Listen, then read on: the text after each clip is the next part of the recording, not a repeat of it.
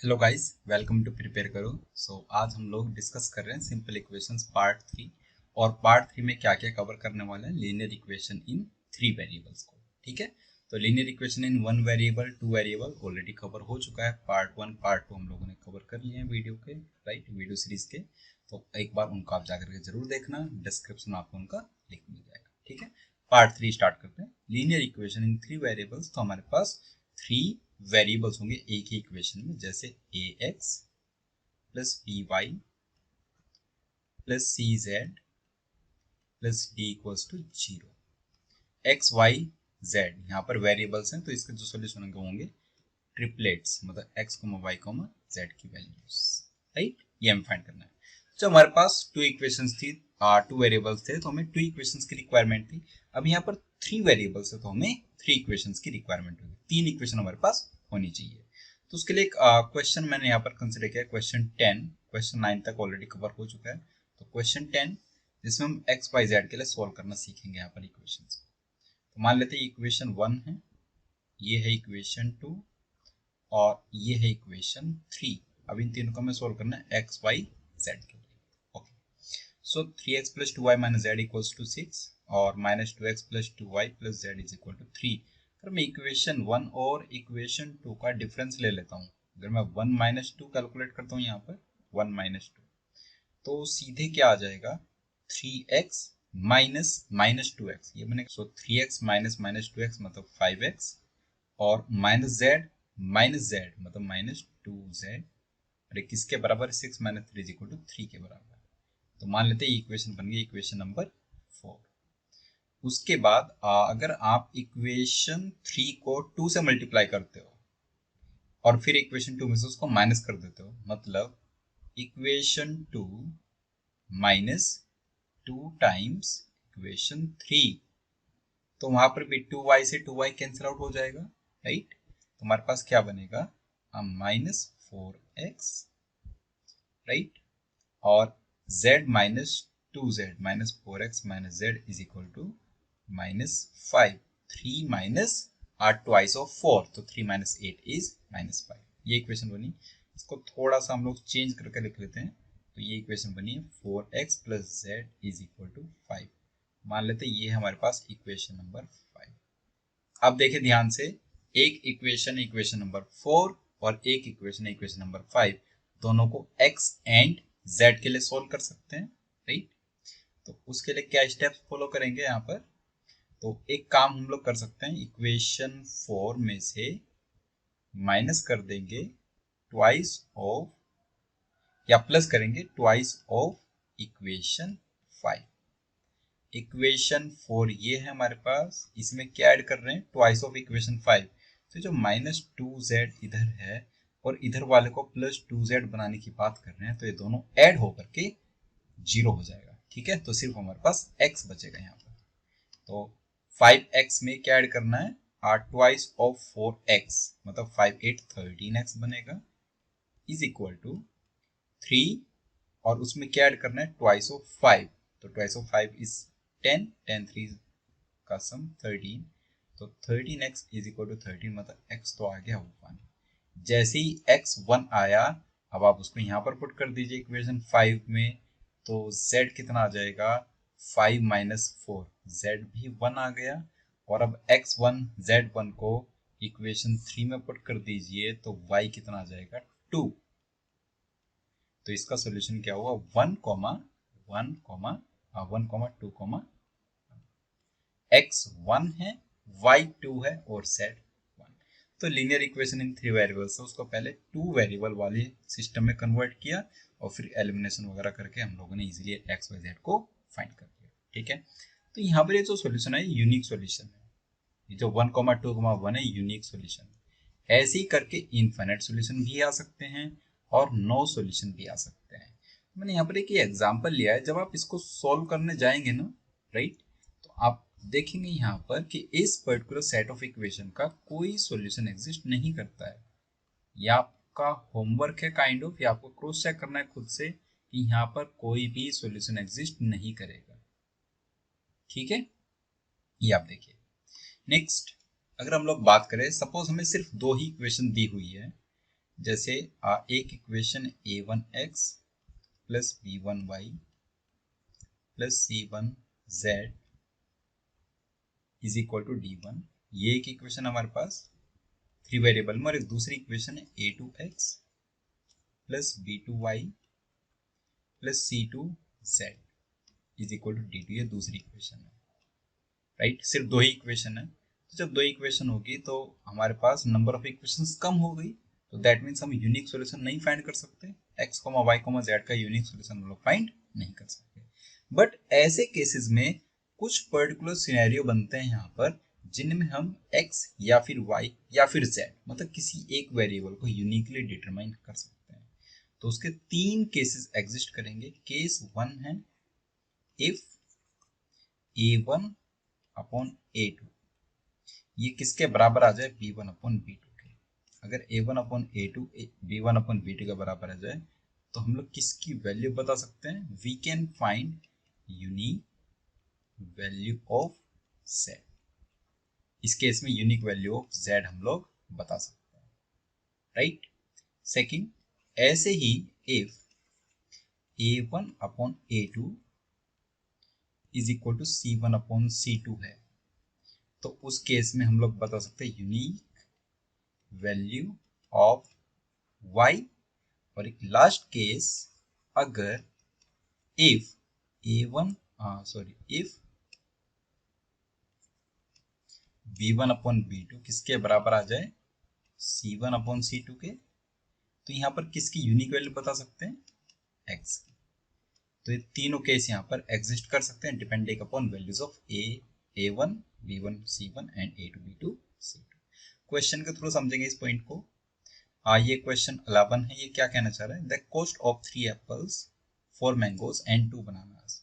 3 apples की cost मतलब 3a, 4 mangoes की कॉस्ट मतलब 4m एंड 2 बनानास की कॉस्ट मतलब 2b। ये कॉस्ट कितनी है, ये है 90 के बराबर। उसके बाद कॉस्ट ऑफ 12 एप्पल्स मतलब 12a plus cost of 13 mangoes मतलब plus 13m plus cost of 8 bananas plus 8b, ये किसके बराबर है, 300 के। तो इसने पूछा find the cost of a mango, मतलब m की वैल्यू पूछी इसने यूनिक। m की यूनिक वैल्यू के लिए a और b के जो कोफिशिएंट्स हैं वो सेम रेशियो में होने चाहिए। अगर आप चेक करें यहाँ पर 3/12 कोफिशिएंट्स ऑफ a और कोफिशिएंट्स ऑफ b 2/8, ये दोनों तो बराबर हैं। 3/12 is equal to 2/8, that means हम m की वैल्यू यूनिक बता पाएंगे, ठीक है। तो उसके लिए क्या करो, फर्स्ट इक्वेशन को मल्टीप्लाई कर लो 4 के साथ और दोनों इक्वेशन का डिफरेंस ले लो। जब आप दोनों इक्वेशन का डिफरेंस लोगे तो 16m माइनस 13m किसके बराबर आएगा, 94 जा 360 माइनस 300 के, तो 3m 60 आ गया, मतलब m कितना आएगा 20। तो cost of a mango is 20। एक तो ये आप बता सकते हैं। उसके बाद उसने पूछा है also find the cost of 30 apples and 20 bananas, ठीक है। फर्स्ट इक्वेशन में m की वैल्यू पुट करें तो 3a प्लस फर्स्ट इक्वेशन में m की वैल्यू पुट करनी है तो 4 इंटू 20 प्लस 2b, ये हमारे पास 90 के बराबर फर्स्ट इक्वेशन के हिसाब से। तो 3a प्लस 2b कितना हुआ 10। अगर 3a प्लस 2b 10 है और उसने क्या पूछा, find the cost of 30 apples and 20 bananas. तो यहाँ से आप कह सकते हो कि 30a प्लस 20b कितना होगा, 10 इंटू 10 100। तो उसकी वैल्यू क्या आ जाएगी, 100। बेसिकली ऐसे सिनेरियो में हम लोग यूनिक वैल्यू ऑफ m तो बता ही सकते हैं, साथ ही साथ जो बाकी के 2 वेरिएबल्स बचे उनका कोई पर्टिकुलर कॉम्बिनेशन हम लोग डिटरमाइन कर सकते हैं। 3a प्लस 2b हम लोग डिटरमाइन कर सकते हैं, या फिर इसका कोई भी multiple 30a plus 20b, 6a plus 4b, इसका 5 टाइम्स, इसका 10 टाइम्स, इसका 100 टाइम्स, हम ये सब डिटरमाइन कर सकते हैं। ओके, नेक्स्ट बात करते हैं लीनियर कॉम्बिनेशन की। अगेन लीनियर कॉम्बिनेशन में भी क्या होगा, हमारे पास हमें 2 इक्वेशंस दी हुई होंगी और थर्ड इक्वेशन फाइंड करनी है। मतलब क्या कहना चाह रहा हूं मैं कि हमें यहाँ पर a1x plus b1y plus c1 is equal to plus c1z is equal to d1, ये एक इक्वेशन दी हुई है। दूसरी इक्वेशन दी हुई है a2x plus b2y plus c2z is equal to d2, right. और फाइंड क्या करना है ऐसे केस में, a3x plus b3y plus c3z, ये हमें यहाँ पर डिटरमाइन करना पड़ेगा। तो a कब डिटरमाइन कर सकते हैं, जब a3x plus b3y plus c3z, a1x plus b1y plus c1z and a2x plus b2y plus c2z का लीनियर कॉम्बिनेशन हो। अब लीनियर कॉम्बिनेशन से मतलब क्या है, जैसे ये कहना चाह रहे हैं, जैसे क्वेश्चन भी यहाँ पर क्वेश्चन नंबर 12 इसको देखें, तो अगर आपने प्रूव कर दिया कि 8x plus 7y plus 11z first equation और सेकंड इक्वेशन के लीनियर कॉम्बिनेशन से बना है, मतलब 8x plus 7y plus 11z ये किसके बराबर है, m times x plus 2y plus z and plus n times 2x plus y plus 3z। अगर इसके बराबर आ जाए, ऐसे m एंड n एग्जिस्ट कर जाएं, तो आप इसके RHS को भी इक्वेट कर सकते हो ना। ये RHS जो क्वेश्चन मार्क को क्या आ जाएगा फिर उस केस में, 12m n प्लस 13n, ये हमारा आ जाएगा आंसर यहाँ से m और n की वैल्यूज पुट करने से। ठीक है, तो स्टार्ट करते हैं। अब इसको सॉल्व कैसे करना है, अगर हम लेफ्ट साइड में देखें तो हमारे पास है 8x plus 7y plus 11z, और राइट साइड में mx प्लस 2nx, मतलब m प्लस 2n का x टाइम्स, ठीक है, प्लस ऐसे ही 2my n प्लस ny, मतलब 2m, right, 2m plus n into y and plus same way m plus 3n into z। तो x y z के coefficients दोनों तरफ इक्वेट कर सकते हैं LHS RHS में। LHS के हिसाब से x का कोफिशिएंट 8 है और राइट में RHS में x का कोफिशिएंट कितना है, m प्लस 2n। तो आपके पास इक्वेशन आई m plus 2n is equal to 8। ऐसी y के कोफिशिएंट के हिसाब से 2m plus n is equal to 7। पहले x y का इक्वेट कर देते हैं, जो m n आएंगे उनको z के लिए भी हम लोग चेक करेंगे। तो अगर आप इनको सोल्व करते हो दोनों इक्वेशन को, इनको सोल्व करना आसान है। आप फर्स्ट इक्वेशन को 2 से मल्टीप्लाई कर लो और दोनों का डिफरेंस ले लो। तो 4n minus n is equal to 16 minus 7, यहाँ से n कितना आ गया 3। अगर n 3 है तो m कितना आ जाएगा, सोल्व करेंगे सेकंड इक्वेशन पुट करके m के लिए, तो m आ जाएगा 2। n 3 है और m 2 है, लेकिन अभी हमें चेक करना होगा z का कोफिशिएंट। z का कोफिशिएंट जब तक इक्वल ना आ जाए तब तक आप लीनियर कॉम्बिनेशन इसको नहीं कह सकते। तो z का कोफिशिएंट क्या है, m प्लस 3n, ये 11 के बराबर आना चाहिए। अगर पुट करो m की वैल्यू 2 और n की वैल्यू 3, तो 2 प्लस 3 इंटू 3 ये 11 के बराबर आ जाता है। That means linear combination exists, and so our answer is 12m plus 13n। ये हमारा आंसर आ जाएगा और ये किसके बराबर होगा, 12 इंटू m की वैल्यू है 2 प्लस 13 इंटू 3, 13 3 जा 39, 12 2 जा 24, 24 प्लस 39 इज 63। ये हमारा फाइनल आंसर आ जाएगा। ठीक है, बहुत से लोग हिट एंड ट्रायल से भी सोल्व करते हैं, मतलब अगर यहाँ पर आप सीधे ही m, n ऐसे ही गैस कर पा रहे हैं वैल्यूज, तो आप ऐसे भी आंसर बता सकते हैं। ठीक है, बट ये इसका स्टैंडर्ड अप्रोच है, मैथमेटिकल अप्रोच। क्वेश्चन पर आ जाते हैं। क्वेश्चन 13 कह रहा है find the value of a for which the following system of equations has at least one solution. देखो, जब भी ये क्वेश्चन आए, ये क्वेश्चन बहुत सारे एग्जाम्स में आ चुका है, जब भी ये क्वेश्चन आए इसका मतलब क्या है कि you have to prove linear combination. यहाँ पर लीनियर कॉम्बिनेशन एग्जिस्ट करना चाहिए। जब भी लीनियर कॉम्बिनेशन एग्जिस्ट करता है तो या तो सिस्टम ऑफ इक्वेशन का यूनिक सॉल्यूशन होता है या फिर इनफाइनाइट। ठीक है, और लीनियर कॉम्बिनेशन एग्जिस्ट नहीं करता है तो आप कह सकते हो नो सॉल्यूशन। इस पॉइंट को नोट डाउन करेंगे, यहाँ पर नोट बनाकर लिखेंगे, if linear combination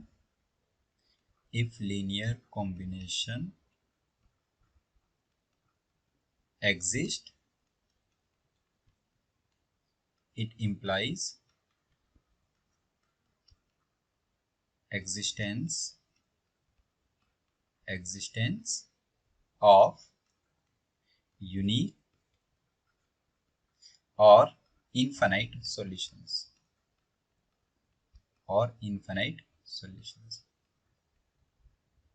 otherwise no solution. Otherwise, if no linear combination exists or if linear combination does not exist, linear combination does not exist, then no solution. तो हमें कहाँ पे फोकस करना है कि लीनियर कॉम्बिनेशन यहाँ पर एग्जिस्ट करना चाहिए, तभी एटलीस्ट वन सोल्यूशन हो पाएगा। तो उसके लिए क्या करो, आज सेम वे आप लिखो m प्लस 11n 29 के बराबर आ जाएगा। वही करोगे ना आप, फर्स्ट इक्वेशन को m से मल्टीप्लाई करोगे, सेकेंड इक्वेशन को n से मल्टीप्लाई करोगे, दोनों को ऐड कर दोगे तो m प्लस 11n 29 के बराबर, राइट, और 2m प्लस 3n 1 के बराबर। दोनों इक्वेशन को सॉल्व करेंगे, उसके लिए फर्स्ट इक्वेशन को मल्टीप्लाई कर दो 2 के साथ, दोनों का डिफरेंस लोगे तो 11 2 22 माइनस 3n, मतलब कि 22 माइनस 3 19n किसके बराबर है, 57 के। तो n तो कितना आ गया 3, और अगर n 3 आ गया तो m कितना आ गया -4, राइट, m -4 n 3। क्या इस पे लीनियर कॉम्बिनेशन एग्जिस्ट कर रहा है, तो z का कोएफिशिएंट वे में चेक करना पड़ेगा ना पहले। z के कोएफिशिएंट के हिसाब से 3m -8n -36 के बराबर आना चाहिए।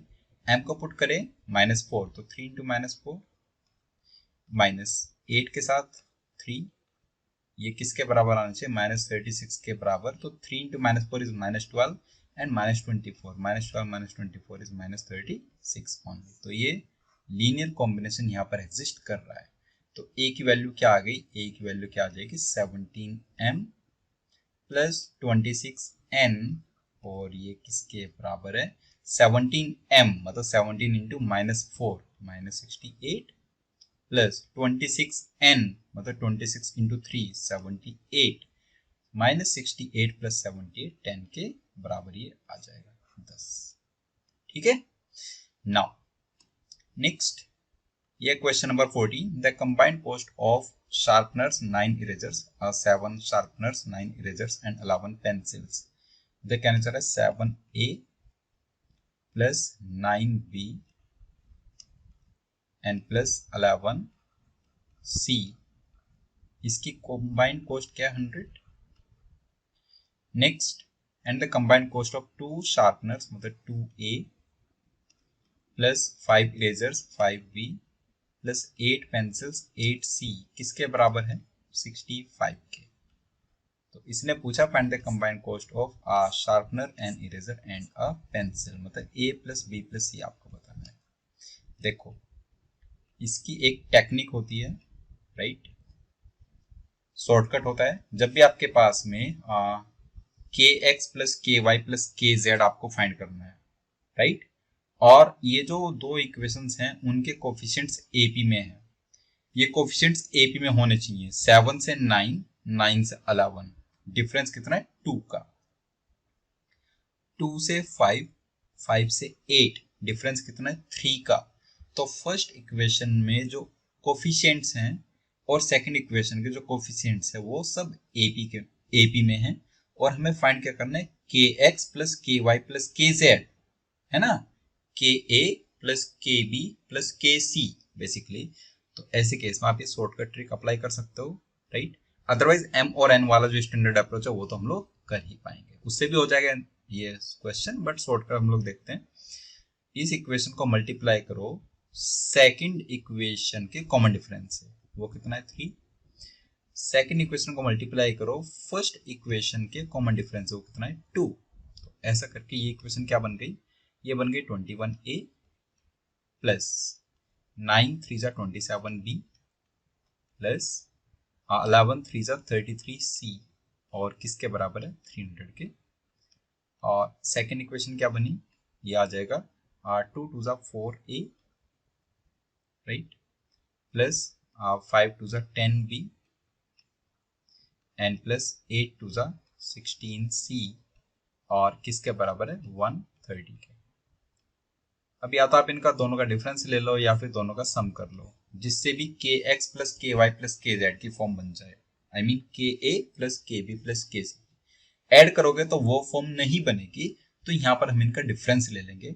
21a माइनस 4a 17a के बराबर, 27b माइनस 10b 17b के बराबर और 33c माइनस 16c 17c के बराबर, किसके बराबर ये आ रहा है 170। 300 माइनस 130, तो a प्लस बी प्लस सी, सीधे हमारा रिजल्ट कितना आ गया 10।